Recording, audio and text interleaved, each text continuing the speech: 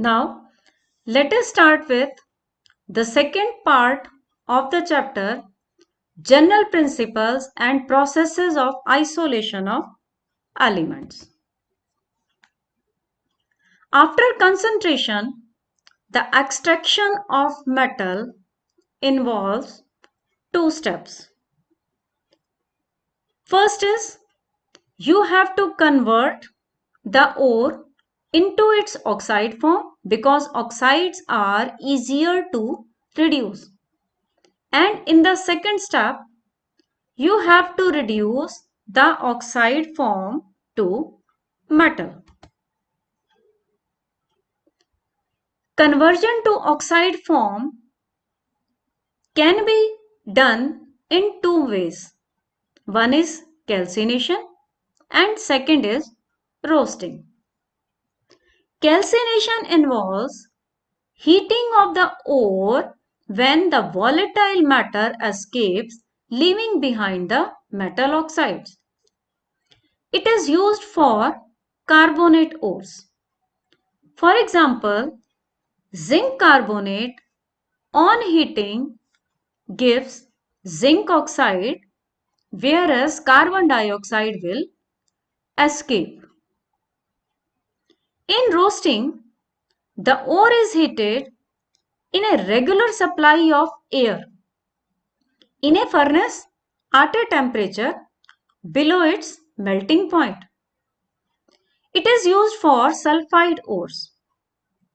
For example, zinc sulfide, when heated in the presence of oxygen, gives zinc oxide, whereas sulfur dioxide will escape.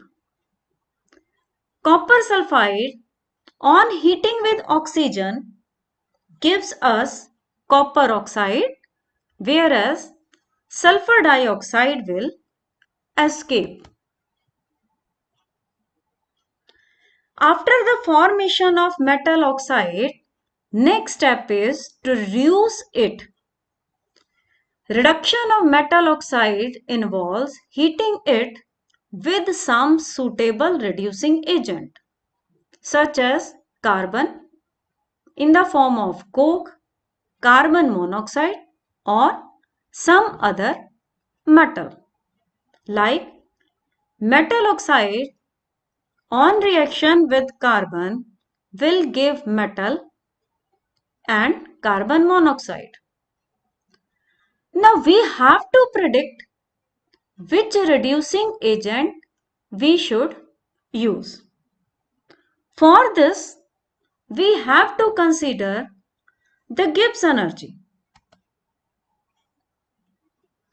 We know that for a reaction to occur, delta G should be negative.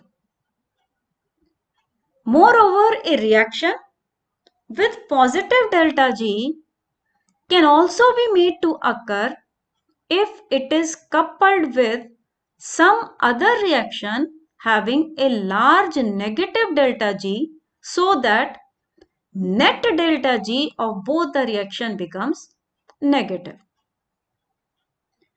Reduction of metal oxide takes place in two steps. In step 1, metal oxide changes to metal with the loss of oxygen.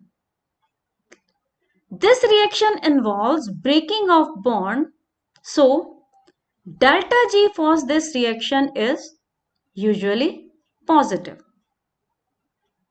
In the second step, this oxygen is to be taken by any reducing agent, coke or carbon monoxide.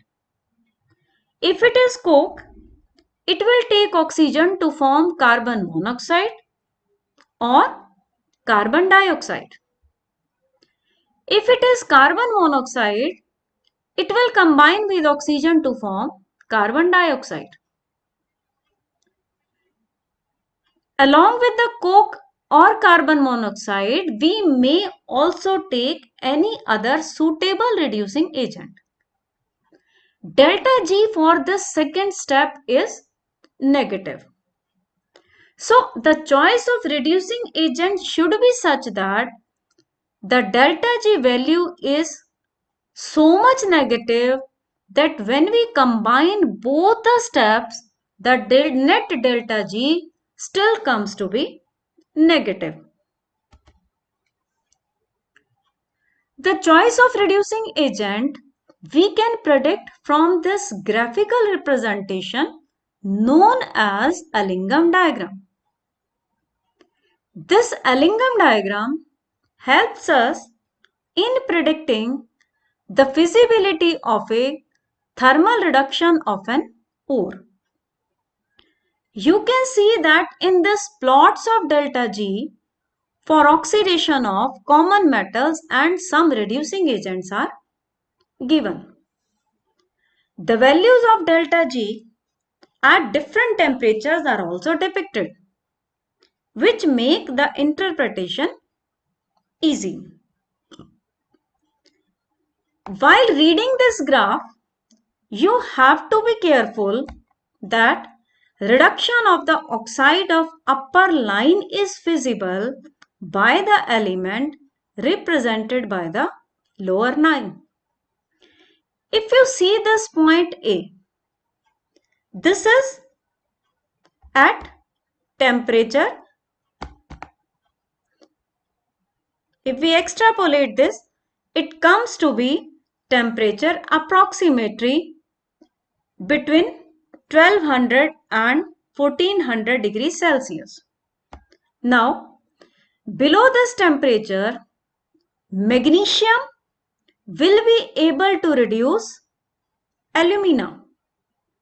Whereas if the temperature is increased in higher than this, then the line of alumina is lower, whereas the line of magnesium is higher. So aluminium will be able to reduce the magnesium oxide. Now here are some questions based upon this Allingham diagram. First is, although thermodynamically feasible in practice, magnesium metal is not used for the reduction of alumina in the metallurgy of aluminium. Now in the question it is given that though it is thermodynamically feasible. It means it is thermodynamically feasible but chemically, kinetically it is not feasible. So answer is why we are not using magnesium, because kinetically it is not viable. Second question is, why is the reduction of metal oxide easier if the metal formed is in liquid state at the temperature of the reduction? If it is a liquid state, it means delta S, change in entropy, will be positive. So the delta G comes to be negative very easily. Next is it true that under certain conditions magnesium can reduce alumina and aluminium can reduce magnesium oxide? What are those conditions? We have just now seen in the Allingham diagram that there is a particular temperature below which magnesium will be able to reduce alumina, but after that temperature, if the temperature is higher than that, then aluminium will be able to reduce magnesium oxide. Next question, the reaction chromium oxide plus aluminium to alumina plus chromium is thermodynamically feasible as is apparent from the Gibbs energy value. Why does it not take place at room temperature? The answer is again same. It means at room temperature, number one, it is kinetically slow, and number two, at room temperature, aluminium is not able to reduce chromium oxide.